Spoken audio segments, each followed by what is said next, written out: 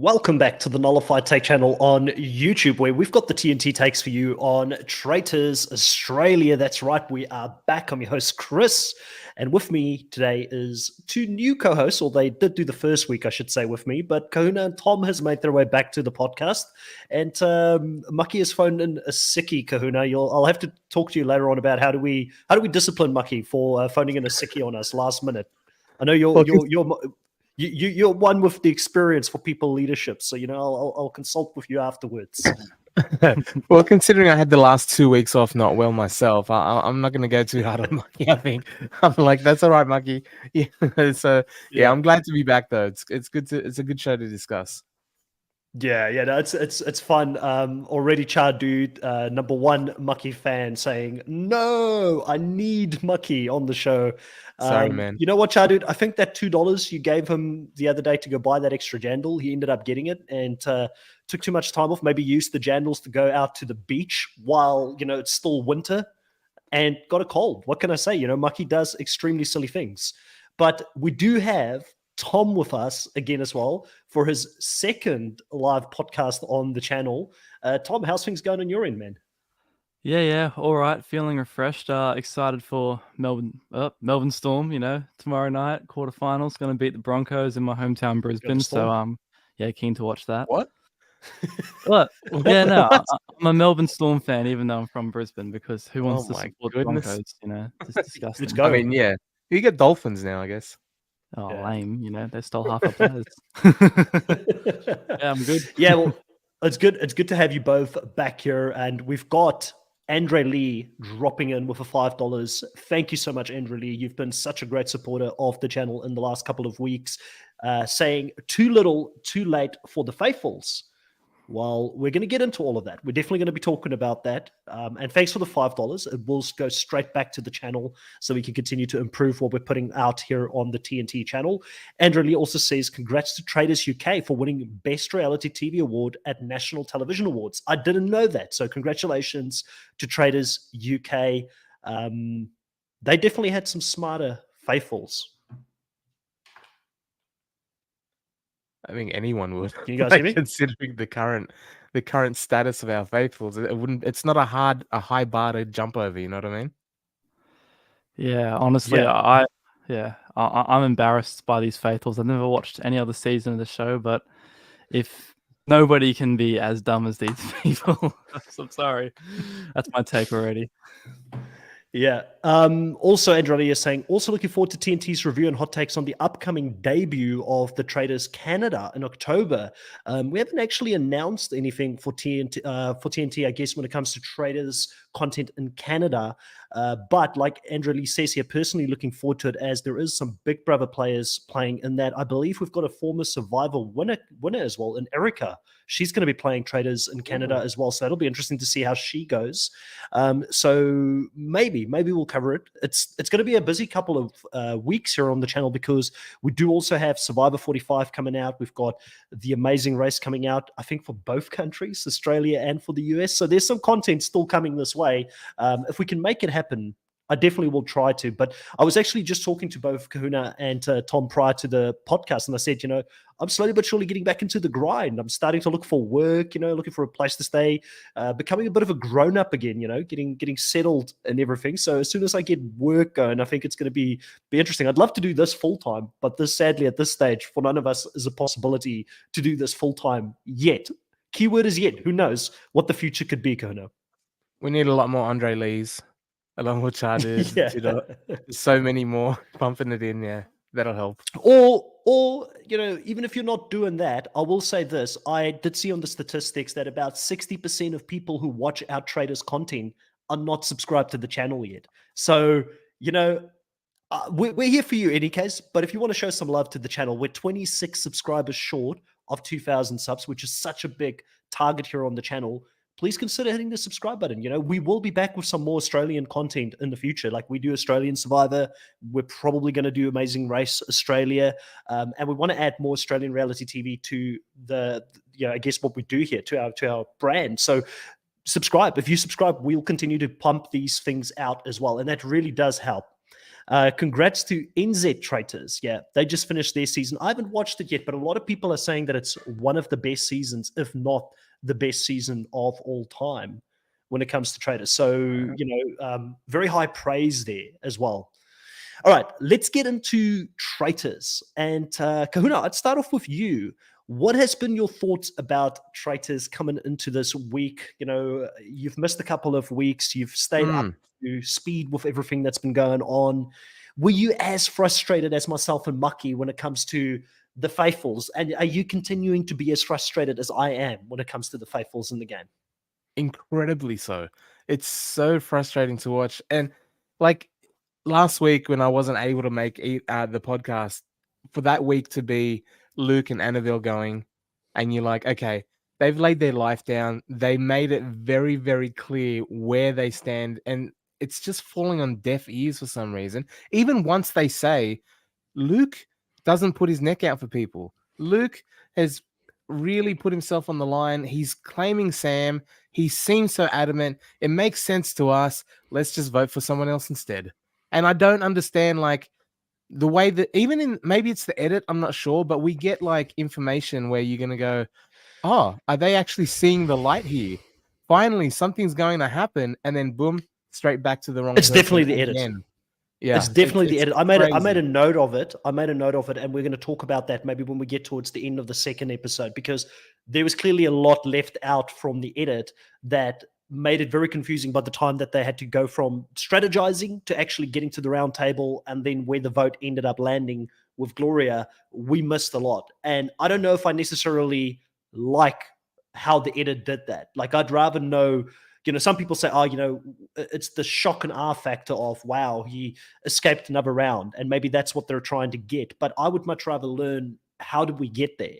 Because to me, it seems really random at this stage.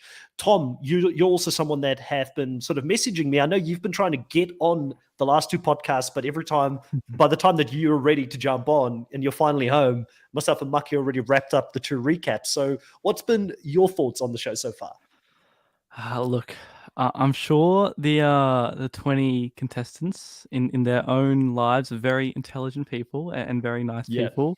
And I'm sure it's the edit, 100%, that's making them out to look so, let's say 8-year-old instead of, adult in terms of their strategy and intelligence levels.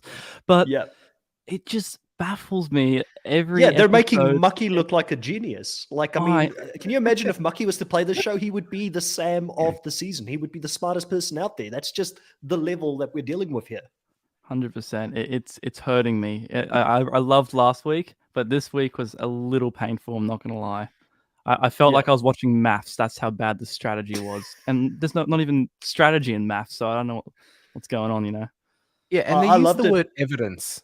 They go, the evidence is part. I'm like, what evidence? Like, is the evidence the little tingly thing in your stomach? I go, then there's no evidence. First of all, we've talked about, Chris, off podcast, that the game itself is geared towards the Traitors. It's hard to find actual concrete evidence to actually lean on. So much of it is gut, so much of it is instinct.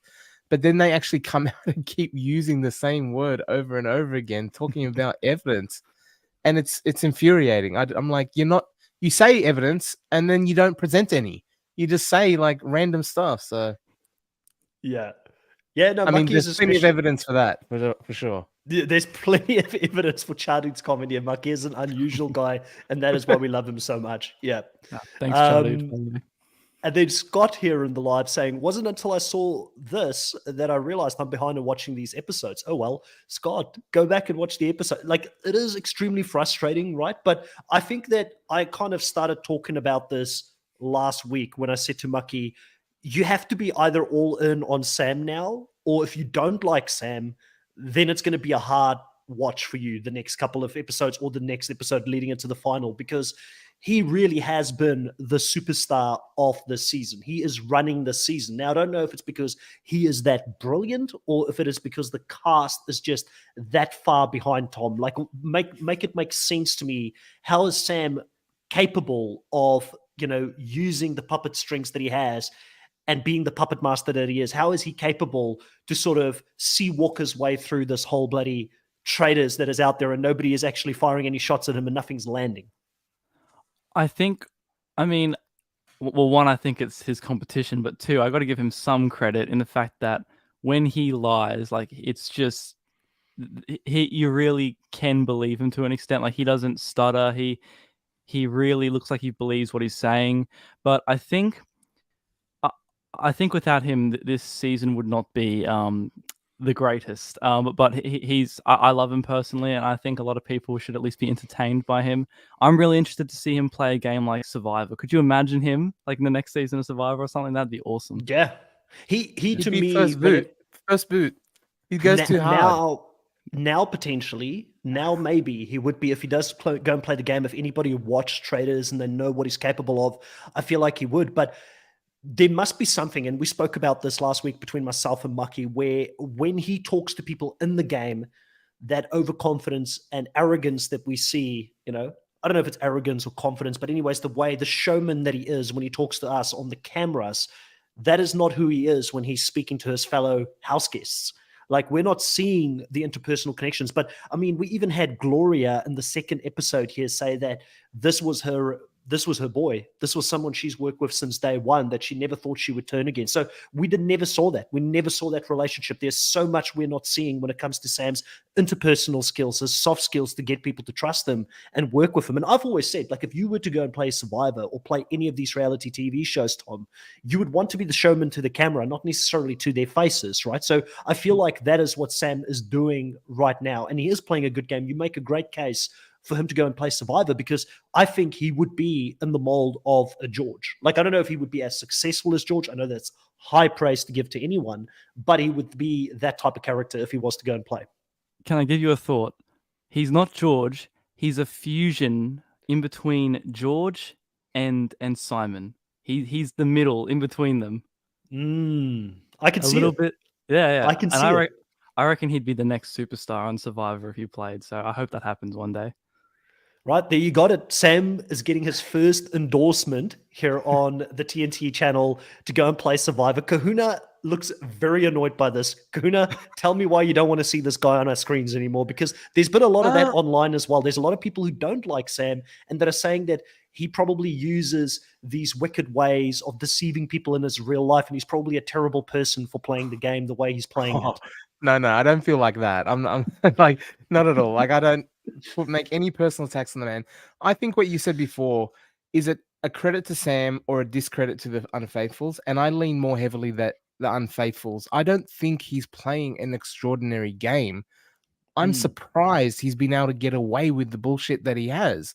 Like, my big thing, I told you in the comments last week because I wasn't on the podcast, anyone from the country in Australia that is meant to be a horse farmer does not carry himself, talk the way that he does, is not that man at all. And then this week, just to shove it in my face, the dude walks out in a pristine white cowboy hat from Texas, pretending he's a farm boy from Sydney, like from Australia. And I'm like, he's showing you people. His Sherpa coat, his denim Sherpa coat, is the cleanest Sherpa coat you've ever seen on a country boy, and he's just showing them in their face. I don't think it's him. I think it's them. Maybe he is, like you said, the off-camera, the way the personal interactions, I could absolutely back that he's doing something amazing there.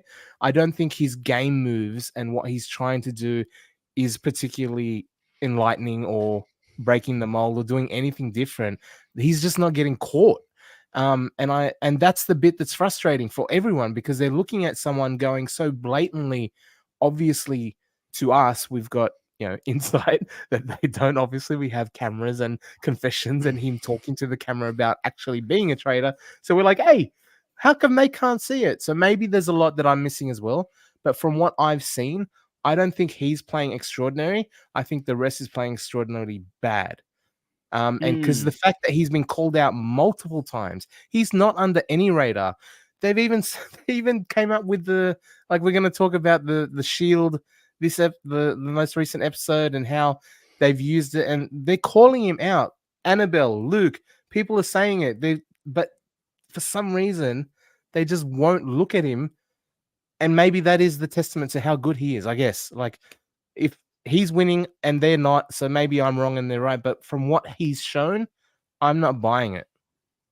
I wonder, like for me personally, I am drinking the Kool-Aid that he's selling at the moment. I think he's playing a phenomenal game, and I think that yes, it's a combination of the faithfuls really being behind the 8 ball. I mean, most of these faithfuls, I don't believe, come from a place where they have watched a lot of reality TV before, or that they're all that interested in it. And when it comes to the strategy part of the game, I think that that's one of the reasons why someone like Annabelle probably early on got very frustrated by them, because she's actually listened to every single podcast and she's worked out the meta strategies. Like, I mean, they're still using her strategy in the game right now of not telling the traitors who's got the shield. You know, that wasn't something that happened in the first season. That's something Annabelle brought in because that's the right move to do, so that people won't vote for the person, or they won't vote for anyone that they think went into the armory. That's a great move, but they're still using that strategy that she brought into the game. She was the exception on this season, and I think someone said, I can't remember who of the two of you said this, but that the game may have been less interesting or less entertaining if Sam was voted out early on. Well, I've got a counter argument. If the Traitors was terrible or were terrible in the game, we would have still had people like Annabelle and Luke out there and some of these great big players that were taking shots. The reason that this season has become a bit of a snooze fest when it comes to the faithfuls is because Sam has eliminated all the biggest threats in the game early on. He's taken out the people that came after him, and that's not by accident. You got to give the guy some credit, because every time somebody starts mentioning his name, they're the next one out, and that's why he's filthy by the end of this. That should be obvious then. Yeah, and they but it's called not. it. But again, here's why it's impressive. The reason it's impressive is because he's getting this done, and he's making the other traitor in Blake do his bidding. Like, I mean, Blake getting rid this episode, this week, getting rid of Keith, to me was brain numbing. Like, this guy is his right-hand person. He should have looked at it and said, you've got Liam, I've got Keith. We're not going for each other's ride or dice, because that's what's keeping us safe in the game. That is our numbers. We've got to look elsewhere. But still, Sam somehow convinced him, Tom, that it's his best move to get rid of Keith by using a very subtle form of manipulation to make Blake believe that he was next on the chopping block if he didn't make the move, and Blake folded, which, again, I think we're seeing a lot of evidence here that Sam is playing a very strategic and superior game when it comes to getting his way within this game. Yeah, I think, and on the topic of people like Keith and also Gloria before, that's the thing that's frustrating me the most. Like, every single week, an episode, the faithfuls are hearing, oh, maybe it's Blake, maybe it's Sam, and then like some other random name out of the other people left is thrown in, like, oh, Keith, oh, Gloria, or maybe next time will be Liam or whatever. It's like, oh yeah, let's go with the person who no one's ever thought of, instead of just taking a shot at one of those two. If I was there, I would go, hey, I don't care which one we vote, but can we all either go on Blake or on Sam? And hey, if whoever we pick isn't a traitor, you can vote me out next. I don't care. You know? Yeah, that's what I'd say. It is mind-numbing that, you know, because they keep saying this. They've said this for so many episodes now. It even happens in this last episode where they said Luke would not have sacrificed this game for no reason. They keep saying it, but then they keep doing the exact opposite and not at least voting out either a Sam or a Blake to at least test the theory that Luke had, which to me is absolutely brain-numbing to watch this. It's so frustrating to watch, and I'm sure I'm not the only person that is experiencing it. I do want to read a couple of the comments here. Danica saying, I don't think we should call them the faithfuls anymore. They should be called the dummies. And that is also what Gloria said, that you're still the dum-dums, when she was a dum-dum a few seconds ago. She was a part of that mess, Kuna. Like, how is she suddenly not part of the dum-dums? I don't get it. Make it make sense. She even, like, when she gave her little speech to start the episode, she said it's going to be someone that is flying under the radar that has not. And I'm like, what are you doing? You're pointing at yourself. And then immediately Blake goes, well, wouldn't that be you? Like, I'm like, what are you talking about? Say it's the person that is clearly on the radar. It's the person that everyone's been pointing at. Don't say that it's under the radar. Like, to me, when I'm looking at who's left, including up to the last episode with Gloria, I'd be going, okay, so it's, if you're Gloria, if you're Liam, or you're Sarah, like, looking at you three and then looking across to Sam, Camille, and Blake, you're like, Oh my gosh. Like, there's 3 dummies here that are never, ever going to be picked as traitors. They would never pull it off. The production would look at Liam would those 3 never be a people, traitor. would never, ever be a traitor. There's 3 people that would 100% be a traitor. Maybe Camille wasn't at the start, but she is a good candidate from the start to be one, perhaps. I don't know, Yeah. because we have that insight knowledge that she's a federal agent Yeah. and all that sort of thing. To them, she's a mom or whatever she's coming across as. But you got to look at yourself and where's the self-perception?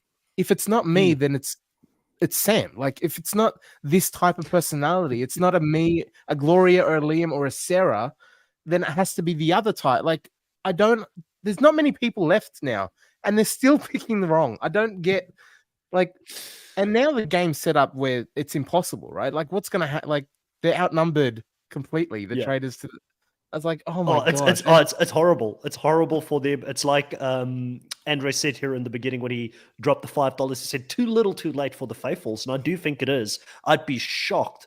And I've got my theories. So we'll talk about how I think the game's going to play out in the end. But I do want to read a few more comments before we get into it. Andre Lee saying Sam's sheriff outfit definitely given to him by production, which would be, again, Kahuna believes future farm boys that go out there and play the game, you need to bring your dirty farm shoes, your dirty clothes from working on a farm into all the that game. Stuff. You're not allowed to have clean production given clothes that would look good on a camera.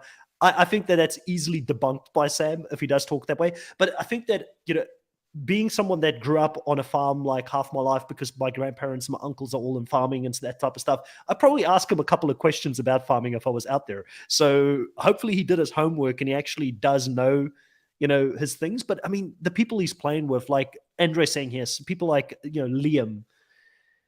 Let's talk about Liam here for a second, because even early on in the first episode, Liam immediately is on Keith. Like, now we need to target Keith next. He's clearly the person that's fake tears. He's not even crying.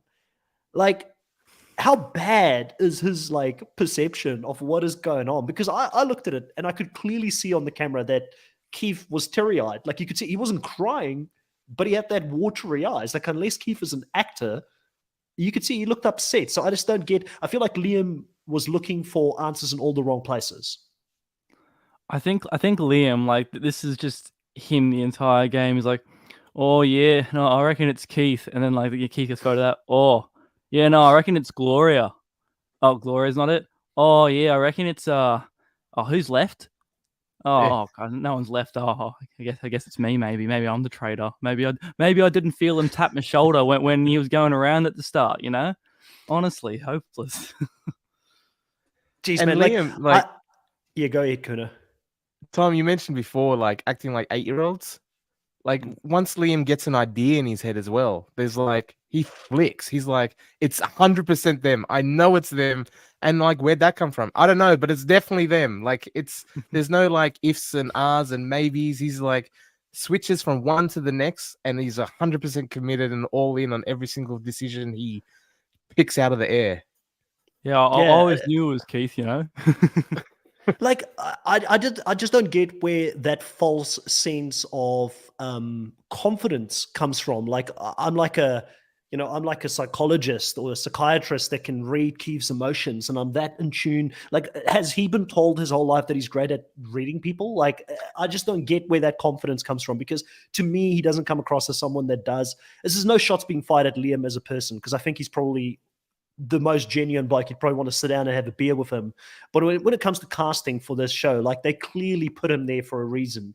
And it was because when they did the psychometric tests, when they evaluated this guy and they put him on the show, they knew he was going to be a sheep out there. They knew that he was going to be someone that the traitors would easily manipulate in the game. And that is exactly what's happened up until this point. The only person here in this first episode that are kind of on to Sam is Hannah. And again, shame on Hannah for sleeping for most of the season, because every time they wake up towards the end, that is when they get removed from the game. But she's the only person here, Kuna, that doesn't actually take at face value that Sam, because he had the shield, that he was safe in the game, that they try to murder him in the game, or for YouTube's sake, send him off to a better place, because YouTube hated when we use that word. But, she was the only one that realized that maybe this was a ploy, and that Sam most likely would be a person that is a traitor in this game. Especially considering they've set a very strong precedent and track record of not voting for someone, or not getting rid of someone who went to the armory, right? Like there's a very clear methodology and it makes sense. They're all going, it doesn't make sense. Why would you like it absolutely. That you're 100% right. Your instincts are correct there. It does not make sense to try to get rid of someone who went to the armory because there's a chance it won't work, right? They know that. The Traitors so far have eluded capture. They are smart, obviously. You should be looking at that going, they wouldn't have done that. They recruit like 100%. They wouldn't have done that because, and they're like, oh, but what if they took a shot and missed? Like, based on what? Why would they do that now when they haven't done it at all the entire season, the whole way through, and risk it? They said it's like throwing away a free M word, you know. So yeah, I don't know. It was very interesting because one of the things that I looked out for as someone that watched the first season is that normally, and also any of the other seasons internationally for the show, whenever they recruit, normally the host comes into the room the next day and they say, last night someone wasn't murdered because someone was recruited. But Roger did that. He didn't do that this time. He said something may have happened in the middle of the night, for that it did, or something like that. He talked in a riddle, but he didn't actually give Sam's plan away, which I found to be interesting, that we're seeing the game evolve from season 1 to season 2 here, Tom. It's a good thing in my mind that the host is allowing for them to have the toys within the game and to do with it what they want. I would hope that they continue to evolve the show from here on and they give more different mechanics to the game, because I feel like in Survivor in the US currently we're saying give us less mechanics, because less mechanics is good in Survivor in the US because they're doing too much. Where in Traitors, I feel like a couple more mechanics where Traitors potentially could hang themselves to help give the faithfuls a little bit of an answer to certain things could be good. So it's at least good that they're willing to let the show evolve in front of our eyes. Yeah, I think it's a good thing that they're doing that, but maybe they should have waited till next season, because like these faithfuls need all the help they can get. I think they needed old mate Roger to be like, yeah, they recruited someone. So there's three traitors now. You're kind of screwed. It's actually these 3 people in the room. I'm just helping you out as much as I can because you're never going to find it out yourselves.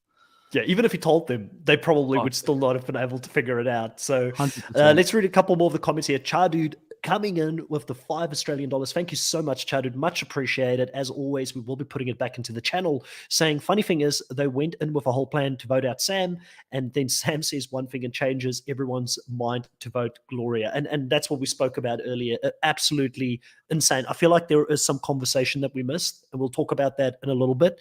But also, we've got Sidi back here in the live. Sidi, I haven't seen you in quite a while. Welcome back to the live, saying Sam, all caps, is an amazing player to watch. I agree. And Sidi is loving the season so far. And I think that you can be one of two camps. You either love seeing the Traitors dominate and the faithfuls fumbling around like buffoons within the game and not being able to figure it out, which is easy to say as someone that's sitting in the sideline. I would never personally want to play Traitors because if I was a faithful, I probably would look like an idiot. And I wouldn't want to go look like an idiot on national TV.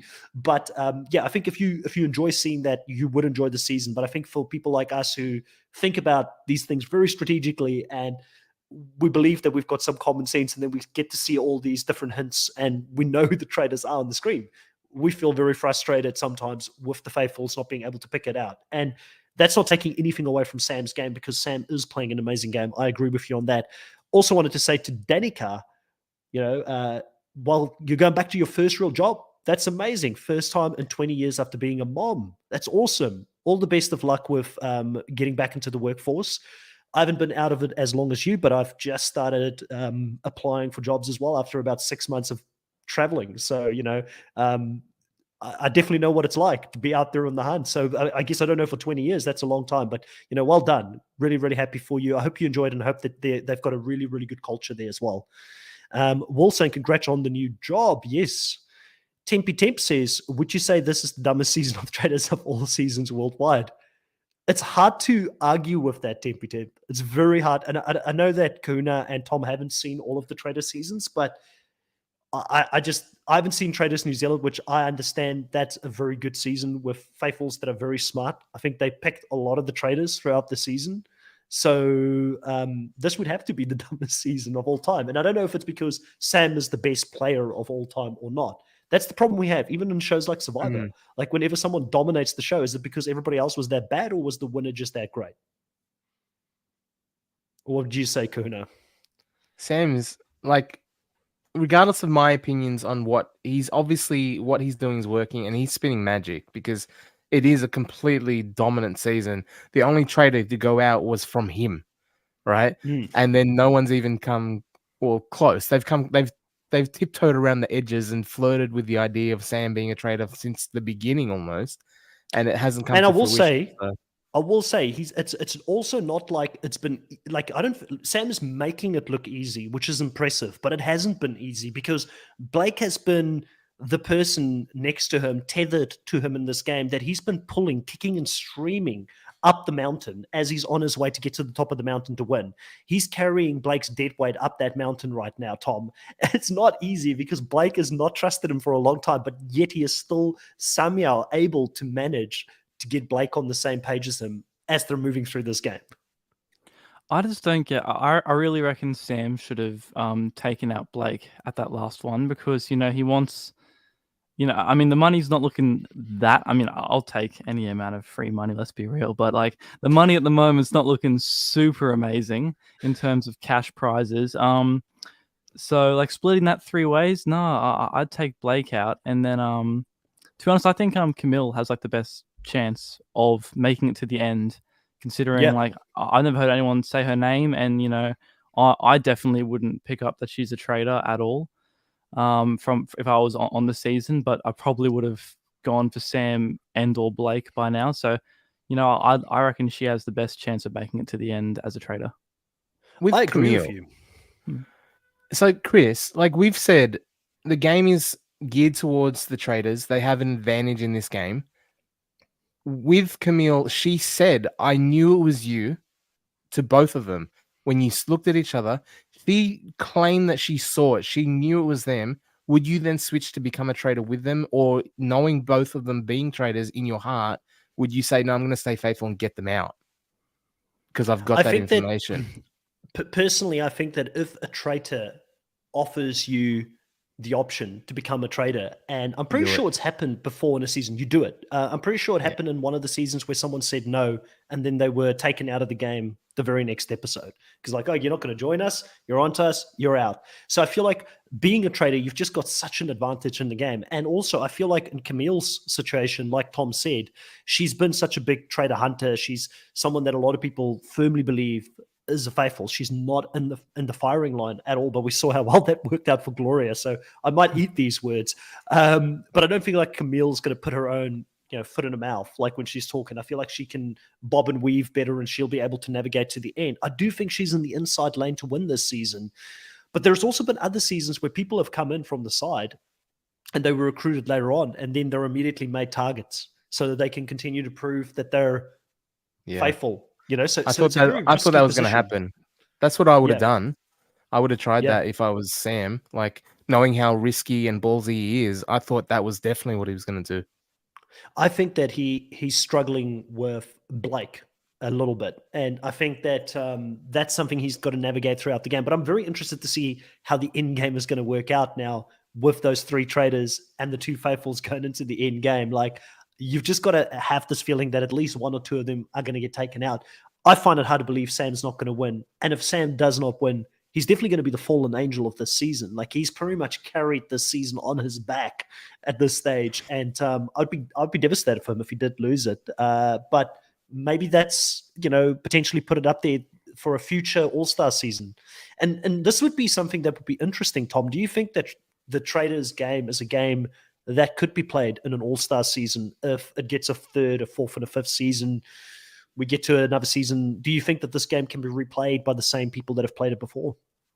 Before I answer that, you say like it'd be such a crime if Sam didn't win. I don't know if he wants to win that much. Remember, he was giving up those silver bars. Like he didn't even drink the drink. He just poured it out just so no one would have the silver. I thought that was so funny. But no, I think it would be a really cool game for an All-Stars season. But like, man, imagine if you were a traitor in your season. And you have to go on. Like I feel like it'd be impossible not to get targeted. But then again, like I think you'd be pretty stupid if you're a faithful and you went, oh, this person's was a traitor in their first season, so they must be a traitor this time. But that's the logic of this season at least. Well, if Liam's out there, I want you to think. Or You know, maybe the, like, yeah, you oh, do the reverse thing, like, you know, and Guiding double Grantley's back an on actor, it. so he must be a traitor. Oh my gosh. All right, let's talk a little bit about the challenges for this specific 2 episodes. The first one was one where they had both Hannah and Sarah locked up inside of a room, and they had silver bars with them. They had 30 minutes to run around. Hannah was the communicator. She had to look at the map. They had to find these barrels, hit the barrels, then get some silver bars from it. What did you guys think? Kahuna, what did you like this challenge? We'll go over to Tom. Tom, did you like this challenge? While Kahuna is having a coughing fit on that side there. I thought well, I thought the first, yeah, like that challenge was a bit hit or miss. Like, a lot of the challenges for me are like, some of them I'm really like into, like the torture one. I thought like that was fun, like seeing like them have to answer questions, and then like Luke suggesting, "Oi, let's just get them all wrong so they get tortured." That was pretty funny. But I found this challenge a bit of a snoozer. But I like the challenge in the next episode with what the op shop, like the Yeah.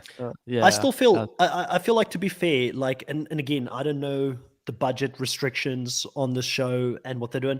The challenges for me in the first season felt like the weakest part of the show, and it still feels to me, Mm. even this season, like being a little bit critical, it still feels like the weakest part of the show for me, Kahuna, where I find myself like sometimes dozing off a little bit in the challenges because it feels like there's less at stake. And again, I don't want to sound like a broken record. There's got to be something we can do. And maybe it's because, Kahuna, you and I cover a show called The Challenge, and it's very hard for shows to compete when you're watching them alongside each other. It's very difficult for a show such as Traitors to compete with a show that is made around challenges.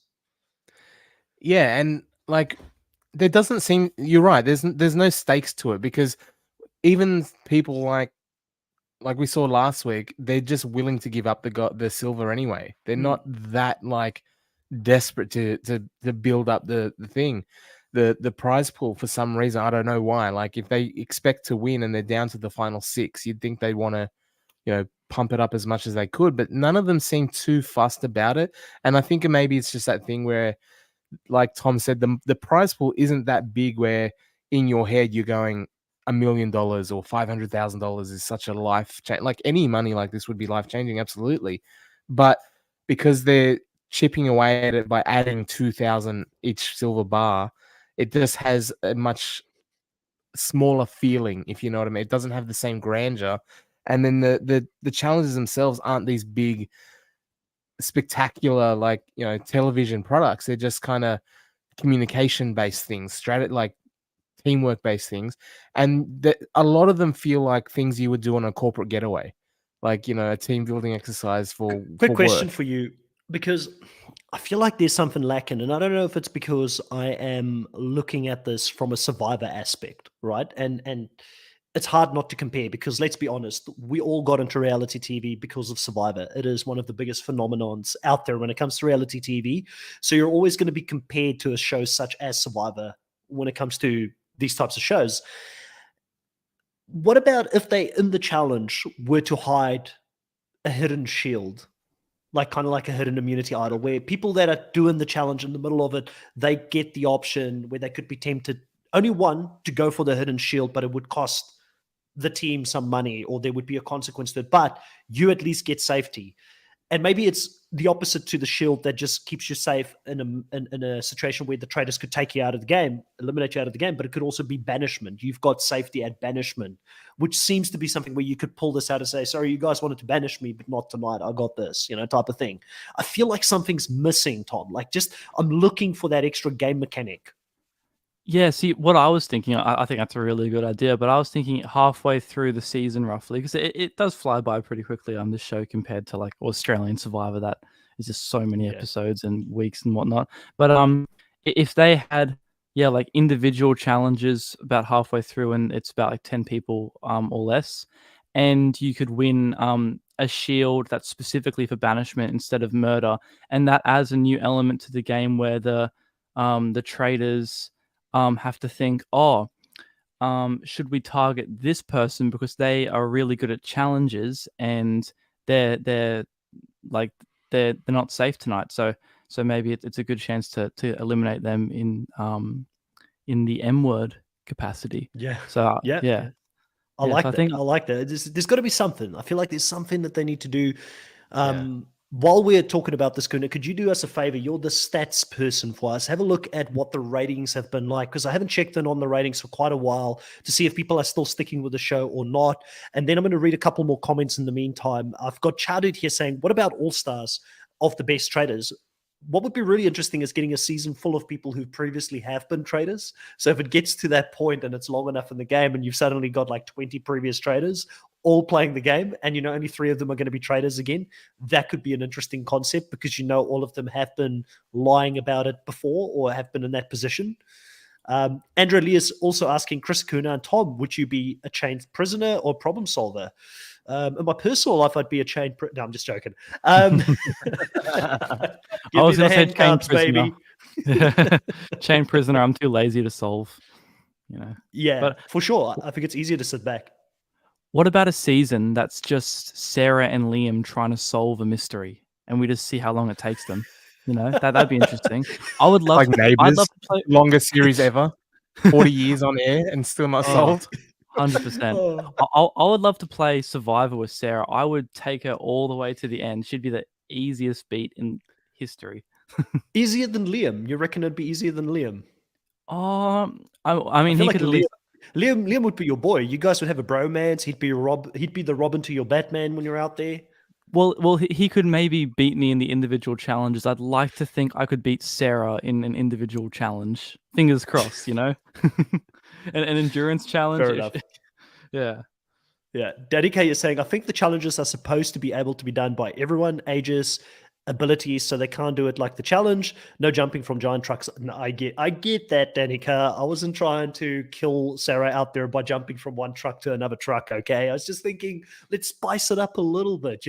There's something. It's just something for me that's still missing. But any case, the second one was a little bit more fun, a little bit better. We'll talk about that in a little bit.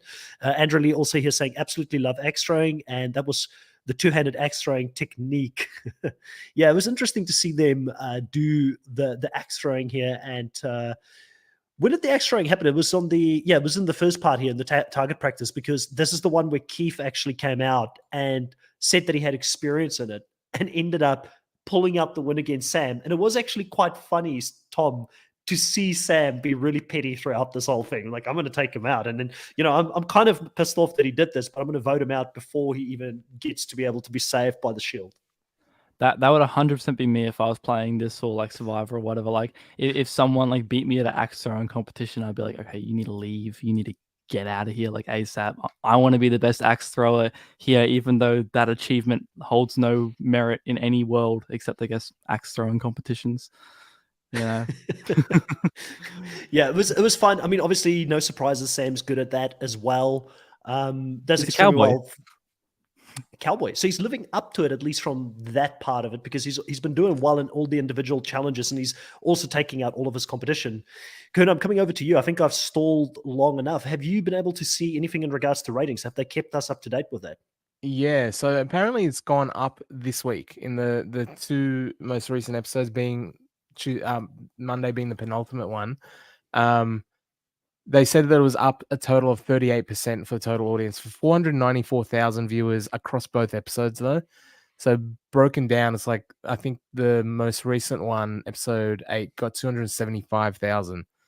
So it's not like a big audience by any means, but certainly not as paltry as it was last year when they were really worrying whether there'd be a season 2 or not.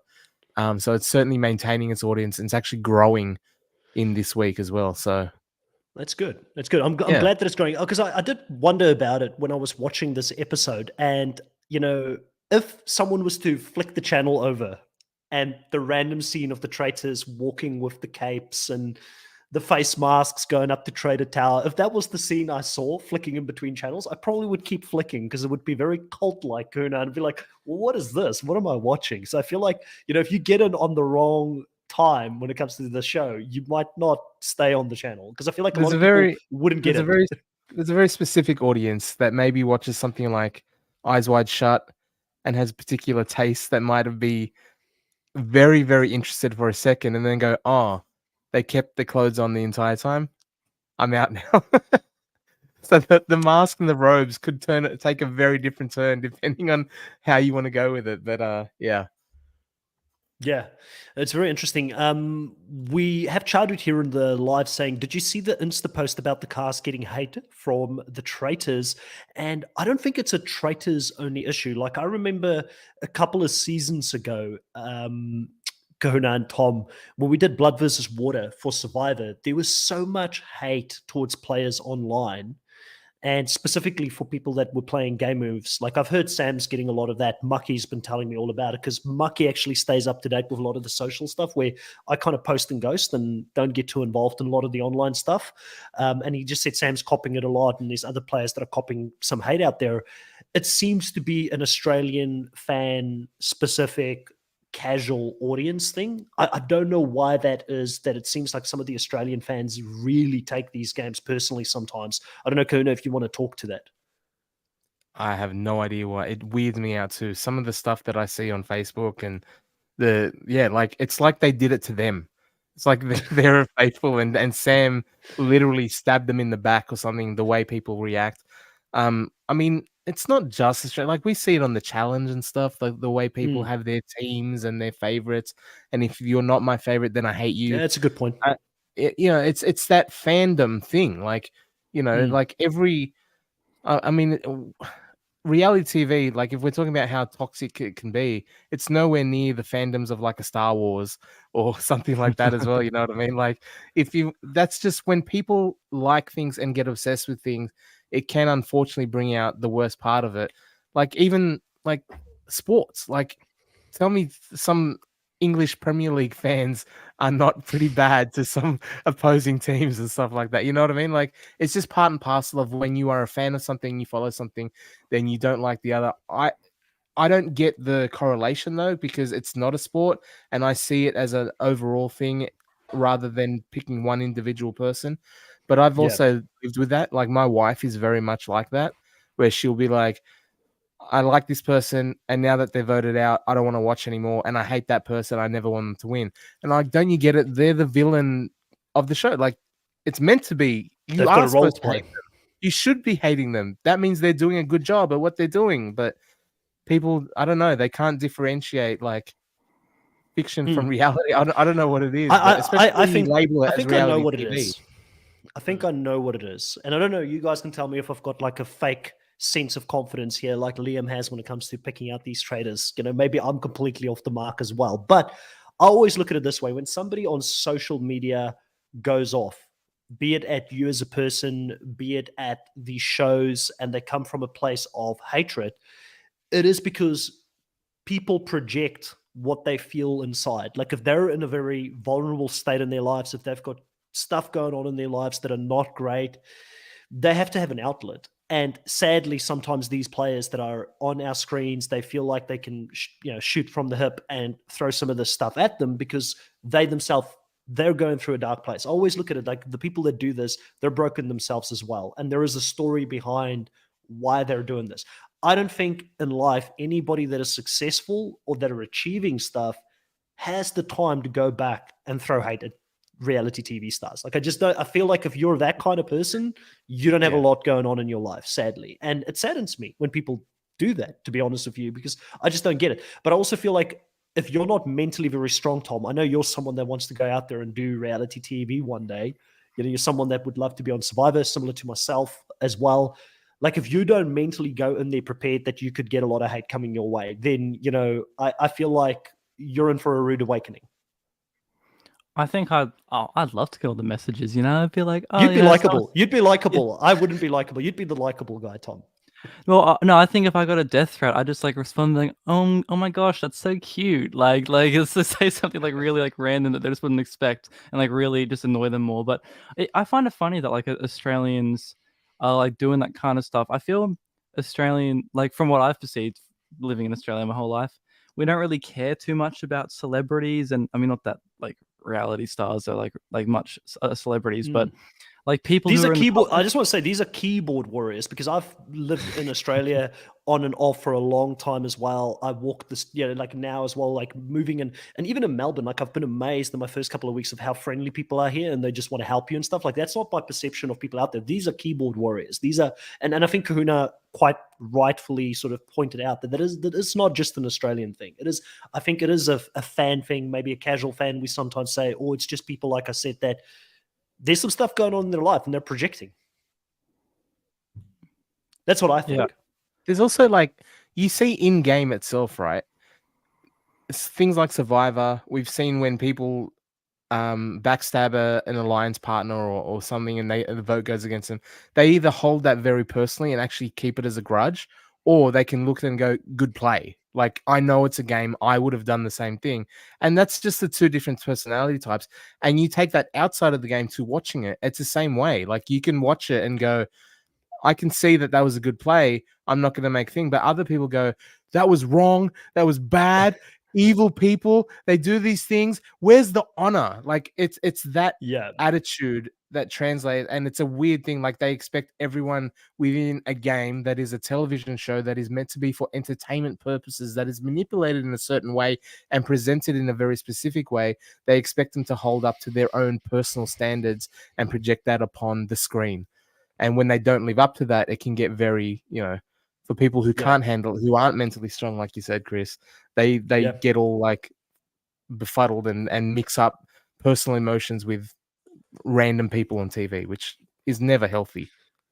Yeah. Childhood here says, I remember watching the US Survivor Reunion show, and when the villain of the season spoke, everyone booed them. I think that was Survivor All-Stars when Jerry Manthe spoke at Survivor All-Stars reunion. Everybody booed her because back then she was the Black Widow. She got rid of fan favorite Colby Donaldson early on in that season, who was beloved, so I think a lot of people probably saw some hatred go her way as well. So it's definitely not an Australian only thing. You're right to call that out, Kuna.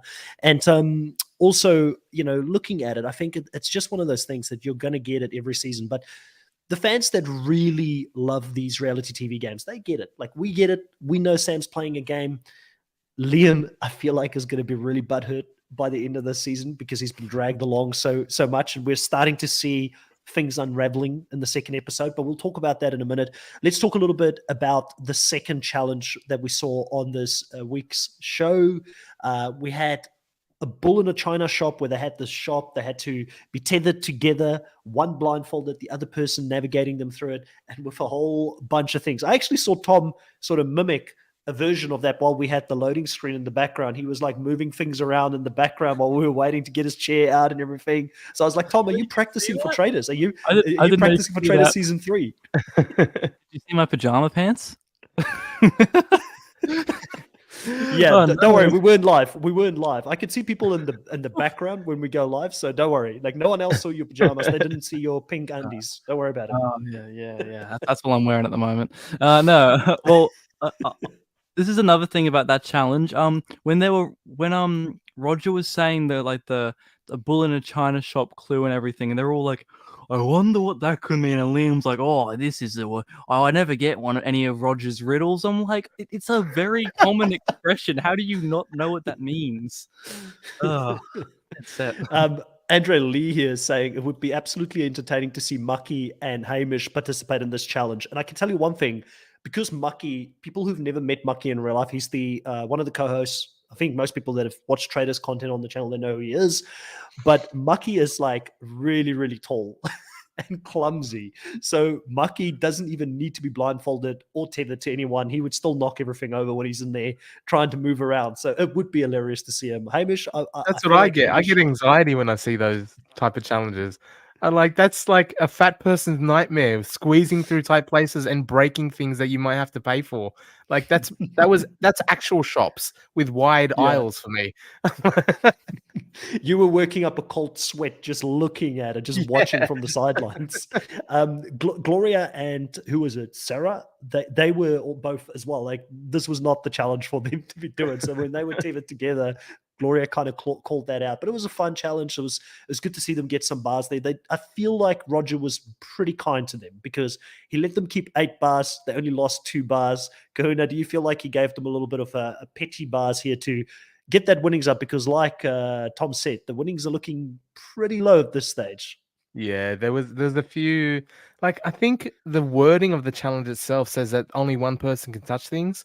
And then when I saw Sam put the hat on Blake, and it was good comedy, and I was like, oh, he's just thrown the challenge. I thought he was like, because he was reaching out and grabbing things. I was like, wait a second, is he allowed to do that? Like, even though it wasn't the item they were looking for, the fact that he was, I was like, this could have been a really good challenge, Chris, for what you were saying. Adding additional mechanics to the game. Maybe the shield is hidden in the op shop, in one of the boxes, or something antique, or there's different clues that you can put in and hide things in a perfect situation like this. You know what I mean? Like, there's opportunities that they can put in place, and they're just not really expanding the game and giving opportunities for the faithful to find ways, the evidence that I don't see at all, Yeah, and you just made me think of something. It's like, should there be, like, have any of you guys watched Masked Singer before? Yeah. Yeah. So oh man, Tom, Yeah. you got to get onto this, man. You're missing Really? out. How have man. we not covered it already? How will we not cover it? Like, Tom, like, you're a musician, like, you're into music, like, you should watch The Masked Singer. So The Masked Singer, to give you like a very brief explanation of what it is they, you know what it kind of is, but they have these masks. Looks pretty silly, when they go out there and sing, but then people have to try and analyze who the singer is. So the judges have to guess who they think the singer behind the mask is. But the only way that the singer gets revealed is every week you vote for the most popular singer, the one that you think is doing the best. The person who gets the least votes, they get unmasked all the way to the end. And it could be that the person is an actual singer. They could be an actor. They could be a sports, like, football player. It is phenomenal. But one of the things that they do with the Masked Singer, Tom, is that they have every week, as the show progresses, they give clues to the person's personal life. Like, the person has 2 kids. The person has grown up in blah, blah, blah, used to play sport or whatever. So is that maybe something where at certain challenges, Kuna, they could, like, I feel like we're like thinking so far ahead of where the game currently is, and the game's so far behind. But there could be places where you could buy clues to who the traitors could be. So if you get to know people in the game, be like, oh, Keith said he's from New South Wales, as an example. Maybe Keith's the traitor. Like, I feel like there should be these additional things, like snippets added into the game. I don't know. Maybe I'm on like my own thing, and I'm just like having creative moments here tonight where everybody's like, no, this would be terrible on TV. But it seems to work really well for the Masked Singer. It would add such a great dynamic to it as well. Like, if the faithful knew to be on the lookout for things, then they'll also get red herrings along the way too. And that might add some of the conversation, like, fuel as well. They're like, how we're supposed to look for clues, and we were right with the traitor on the first one because the clue said that they're, whatever it is, it led us to that. I saw this, and I think it means this person. And then it adds fuel, because right now, whenever they discuss, they just go, I think it's them. Why? Because what if it was a me. clue?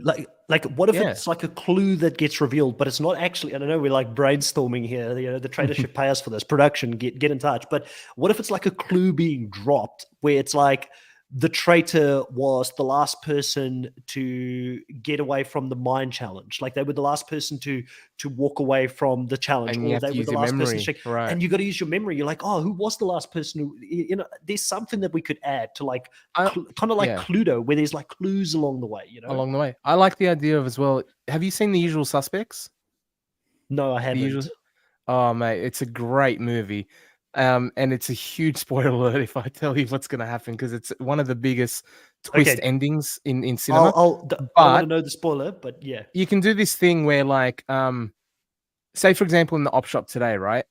There's paintings on the wall and stuff. And then at the end of the season, the viewer, along with the thing, go, I don't know if you saw this, but we had this painting here. We put this symbol on this challenge. We had this thing along the way, right? And you missed all these clues, but now when you see it all together, it paints for a prettier picture.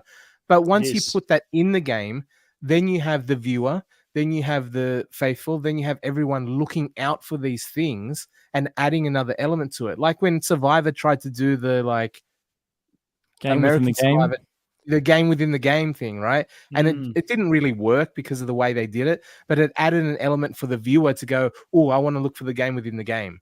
right? Mm-hmm. And if there's that element to it, certain hints here, why is there 3 rocks piled up over there as opposed to I don't know, like, you know what I mean? Like, they obviously did it with the creepy church challenge, right? Where they Yes. have a clue and you have to look for the dog that matches the thing.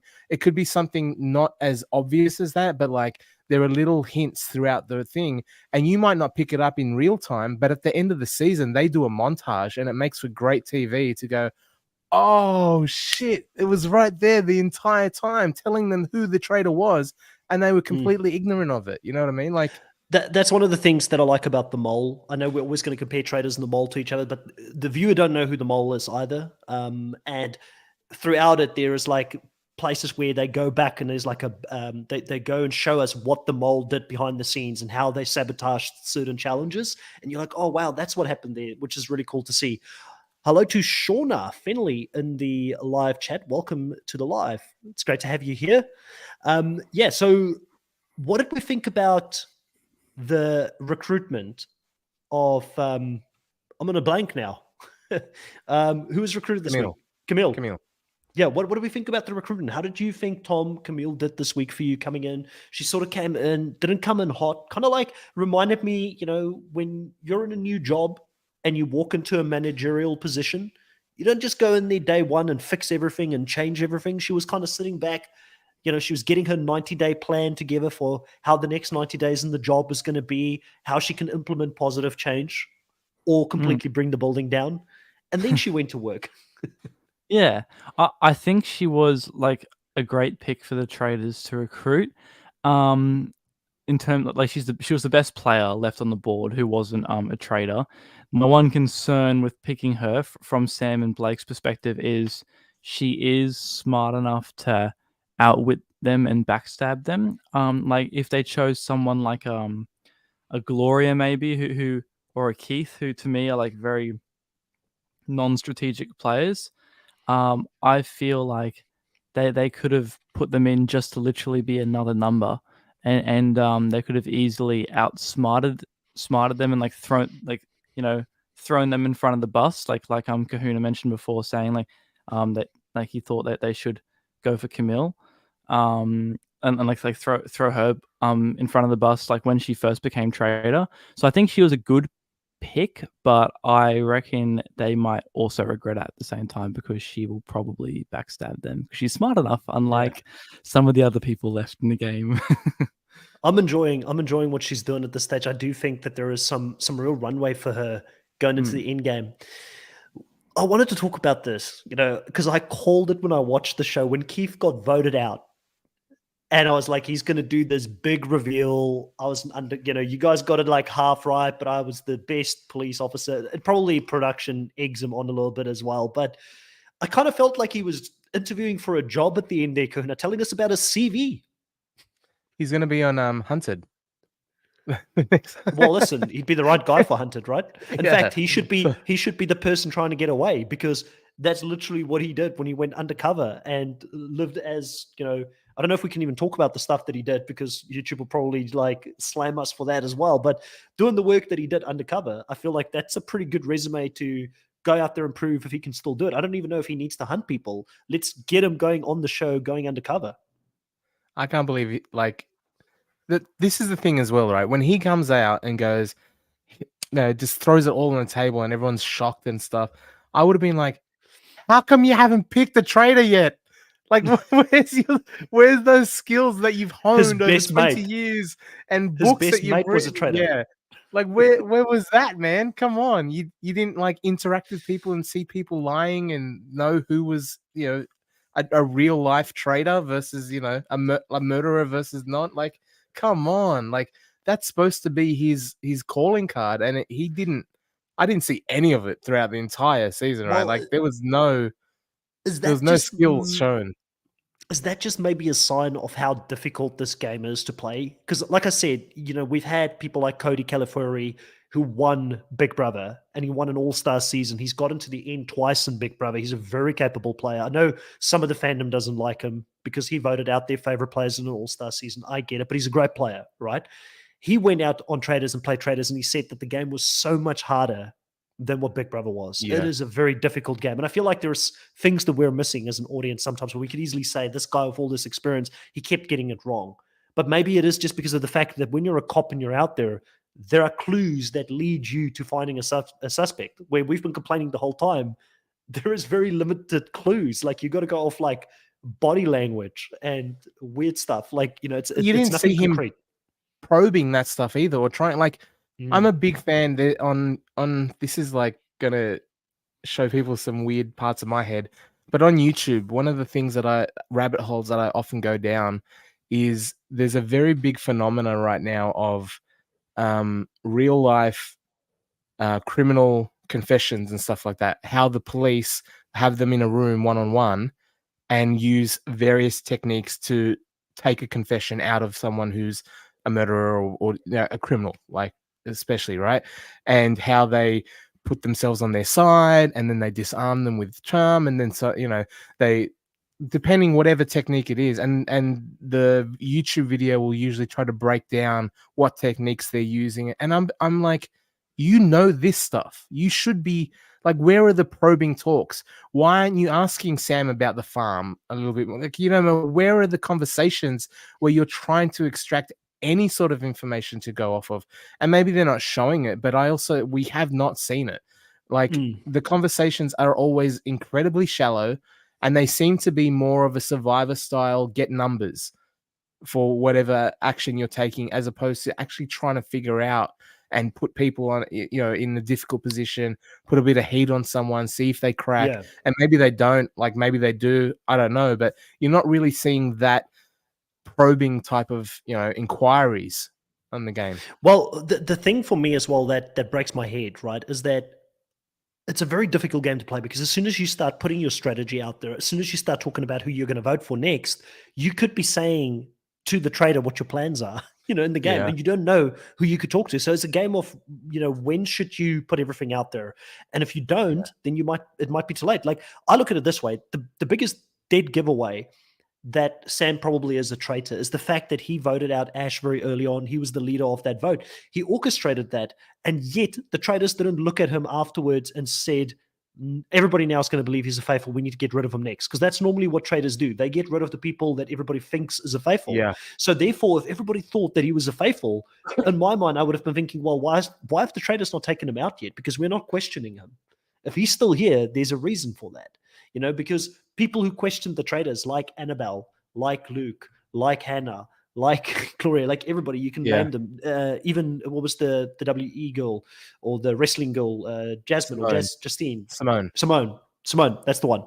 Even when she came out and questioned, like, every single time somebody woke up and they started smelling the roses, they were taken out of the game. And I think that's what makes this game so difficult. Let's have a look at a couple of things here that people are saying. Andrew is saying Keith should have spoken up earlier about this. Keith should have spoken up earlier, or for the others, about his suspicions being kept in the game for banishment. Andrew says, and finally they showed Hannah blowing up. Yeah, like a mini blow up. Hannah's very disappointing to me this whole season. Even at the end, she started waking up, but she was so gung-ho on the fact that Sam is the person, and then she ends up voting Liam.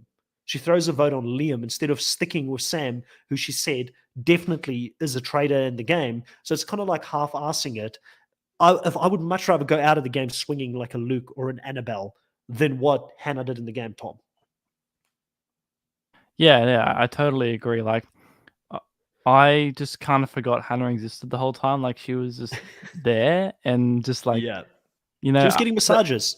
Yeah, they showed her a lot, but I feel like, I don't know. There's there are too many dummies in this season. Not enough faithfuls. It was like 3 traitors, 3 faithfuls, and 14 dummies playing. In my eyes, Yeah. So watching the last couple episodes, I was like, if you know how you put yourself in the shoes. If I was on this show, I feel like a long time anxiety of mine is that my visual is that I come off looking dumber than I am, right? I don't know if that's based in fact or whatever, but it happens to be for the fact that one year I was in year 9, I was 14 years old, and I topped my grade for our English exams, a big English exam of the year. Watch out, overachiever in the house. Yeah.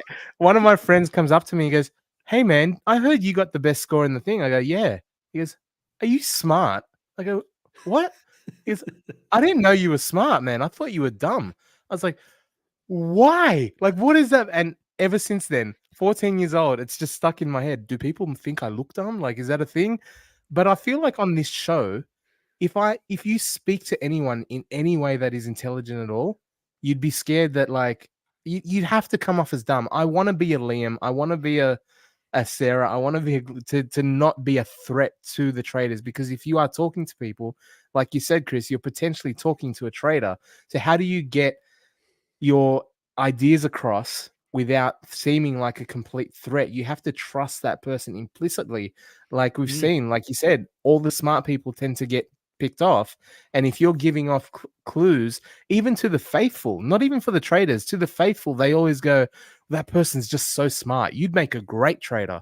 And then they banish them. And I'm like, well, shit. Like if I'm going to go on that show and I open my mouth, I just have to go and be quiet and look dumb, but be smart Or quietly. even just putting a target out there, and then that target isn't actually a trader, and they go home and they're like, well, Kahuna was the one who said we should have voted for Tom, so he must be a trader. And then they vote you out for just having an opinion. So there are so many pitfalls. Like I quite openly can say I am not interested in playing traders. I'll watch it, I'll laugh at the faithfuls because it's easy to do while I'm sitting on the sidelines, but this is not my show. This is not my show because I feel like there is too many elements in the game that makes it too hard if you're a faithful to get to the end. And you can't bank, you don't have control over being a trader. I want to play a game like Survivor where I can take control of my own faith or fate in the game within the parameters of the game, not a game like Traitors where there's too much uncontrollables in it for me personally. Let's read a couple of comments here again. Danica saying, why does the show not show everyone when they get the letter saying that they've been sent home? Do you think some have been really pissed off? It seems like that would be good TV. They actually don't do it for any of the shows, really. The first season, I feel like they may have had some people as they were driving away in the car, they would say a few words or something. But I do think that is another thing that's missing for me. And maybe it's just the runtime. Because Traitors is a show where there are so many conversations happening. And it's all about he said this, she said that. And everybody needs to be in on the conversations to understand the flow of what's going on. I feel like they cut a lot of these things out. That doesn't make sense. But I mean, having Luke Toki, for instance, go out without having final words to me was a travesty. You know, like I do feel like we miss out on that. Last season in Australia, I think in America, the first season, they did the drive away short interview thing, right? But in Australia, the reason why they didn't have that is because they did the separate online video for the website, which was the exit interview type thing, and they didn't even do that this season. So I was like, I get it. They don't put it in the edit because they do the after extra content for people, and they don't even have that this season. So it's disappointing for sure. Someone like you said, Luke going out with nothing and then having to go on his social media to talk about it is disappointing. Yeah, so Andrew said too many frustrating elements. I would end up like Luke or Annabelle. Chad is saying being a trader is only an advantage if you know how to play the game. Yeah, I agree. And also if you don't have a Sam playing the game with you, because I feel like Sam has made someone like Blake's life very difficult playing traders. I feel like if he played in another season with people that were a little bit more level-headed, maybe he would do well. But listen, it's working for Sam. He is at the moment the mad scientist of the show. I wanted to talk a little bit about how the vote came together here on the second one as well, because I feel like we've spoken about many of the things that have happened, and you guys can call me out if there is anything that I don't know. But after the vote where they get rid of Ian, which was a horrible move by Blake to get rid of his right-hand person because he lost a person that would have loyally voted with him in the game. After that, they get rid of Hannah. Again, both of those votes firmly Sam's votes, because Sam knew he was taking a number away from Blake. He knew Hannah was coming after him in the game. So he wins again with both of those conversations, gets his way. They move into this next episode where it now seems like Sam and Blake are going to go after each other. A lot of people want to target Blake at this stage in the game, and a lot of people want to target Sam as well. And Gloria starts to put some of the pieces together. She has a conversation with herself. The ladies are all together sort of having a conversation with Camille, Gloria, and Sarah, and they're all pretty much set on voting Sam. And Blake was set on that. It only needed 4 people to vote on it. Kahuna, did Camille and Blake mess this up at the end of the day by not going through with it? Because they could have forced the 3-3 vote here, because Gloria was going to go no matter what. She was going to go on Sam. She did. Camille and Blake could have gone that way. Sarah changed her mind last minute, which ended up them changing their votes as well. Was the right move to get rid of the biggest threat in the game here? Because I kind of feel like if you've got an opportunity to take a shot at the king, you better not miss. 100%. Blake already missed, so maybe he's a bit gun shy. He's taken his shot before, and Sam said, "Hey, no more. He sat him you down. Get one." Yeah, he goes, "You get one, mate. Like that's it." But Camille had it, and with the numbers so small, when you have 2 out of the 3 traitors, it's already like 40% of the remaining as well. Like with Gloria, like even if they missed it and they got they called their shot and Sam found out, you'd hope that by this point you could have the numbers that it wouldn't matter. Sam can only rally Liam, after that point. Like if it didn't work, like really, like if Blake and Camille just committed and stood strong, they could grab Gloria, who they should really be able to get Sarah as well, because I don't know how she flipped out. Like that's ridiculous to me. I don't know how she makes the decisions. I don't understand that at all. But really, when you're looking at the numbers, you should have been able to look at it and go, Sam has Liam, and that's it. Let's get him. Even if he finds out, even if he knows there's nothing he can do, as long as we rally what we've got and stand strong, then we should be okay. And if we're both targeting and both speaking and both like firing all that we've got at him, even Sam's brilliant wizardry shouldn't be able to get out of it, I'd hope. You know what I mean? Yeah, it's interesting. It's interesting that it's the late game here, and I think that's why we're seeing some interesting risky plays. Like Andrew Lee here says, it's a high risk move to use the shield as a plan to say this is why they weren't taken out of the game. 9 times out of 10, I would not use that move if it's a no-win situation for a faithful or a traitor, which is true, because if you don't have the shield the next round, then people will say, well, why didn't you get taken out? So you're kind of running this high risk. It's like a double-edged sword that you're dealing with. But it happened so late in the game that it doesn't really matter at this stage, like you said, because the votes are starting to go into the favor of the traitors that are left in the game. But Danica is saying it would be great to have all 3 traders actually work together instead of against each other. New Zealand did a good job with 2 of them till 1 got voted out. Maybe off the bonus dollars, they make it to the end. For me, I actually personally prefer the traders going after each other. I think it makes it more entertaining than seeing the traders, because at the moment it is already so difficult for the faithfuls to pick out who these traders are. Like if the traders actually worked together, it would have been impossible. Like there would have been no drama this season, right, Tom? Yeah, no, I agree with that. Like, the traders have just got so much power in comparison. I think, going back to what you said before about how you'd never play, I was just thinking about it then actually. If I played, I would pull an intentional Sarah strategy where I almost get myself voted out in the first episode, and people just look at me and go, this guy is hopeless. There's no way that they trusted him being a traitor, and then I just skate all the way to the final 5. Like I have to but imagine. That's a problem. There's a problem to this. This is the reason why I don't think Traitors is an easy game to play, because if you make it obvious, like Peyton did, that was literally Peyton. He nearly blew up his own game in the beginning of the season, or not really him. Sarah nearly blew up his game, but it got to the point where people are like, clearly he's not a traitor, because he's gone overboard to prove that he's not capable of being a traitor. So they voted him out, because if you're clearly not a traitor, the traitors don't see you as someone that they can pin the blame on. See, that's why you got to blow up your game like Sarah, not like Peyton. It's a different art. Explain me the difference. Explain it to me. I just think people looked at her. I think people looked at her and went, "No idea whatsoever. I'm keeping you around." I think in the very first episode, she said something like, I'm a very I'm a very laid back kind of person, or like very I don't know. She said something like that no one would ever say. Like if they actually were that thing, it was like, I'm so not humble, but like I'm down to earth. I'm such a down to earth person. Like no one is down to earth says they're a down to earth person. Nah, no one does that. So like as soon as I hear someone genuinely say that, I'm like, yeah, you're coming straight with me to the end. I don't want you going anywhere. Of all the games, right? Of all the reality games that we love and cover, Chris. So the challenge is, the more physical. Survivor probably the more strategic, right? Traitors is easily the most psychological. It's more about Tom the got that. psychology. Yeah, you said before the mechanics. But yeah, like Traitors is the psychology based one. Yeah. It's about how you interact.